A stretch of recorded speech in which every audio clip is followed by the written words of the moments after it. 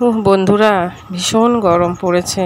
আর আমাদের মতন গৃহবধূ যারা যারা মানে ঘরে রান্না বান্না কাজ সব করে, তারা এই যে রান্নার কাছে দাঁড়িয়ে তাদের যে কি গরম এবং জ্বালা সহ্য করতে হয়, সে শুধুমাত্র আমার মতন ঘরের বউরাই শুধু বুঝতে পারবে।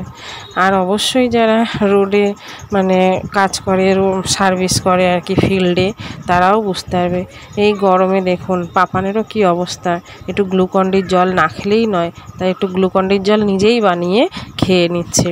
তারপরে আমিও অবশ্য খেয়েছি, কিন্তু কত গ্লুকন-ডির জল খাবো বন্ধুরা। ঘাম তো তাও বেরিয়েই যাচ্ছে, কিছুতেই আর বন্ধ হচ্ছে না।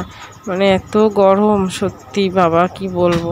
তো যাই হোক, এই গরমে আপনারা সবাই খুব ভালো থাকুন, সুস্থ থাকুন, আর অনেক করে জল খান, এইসব গ্লুকন-ডি, শরবত এইসব খান। টাটা বন্ধুরা, ভালো থাকুন।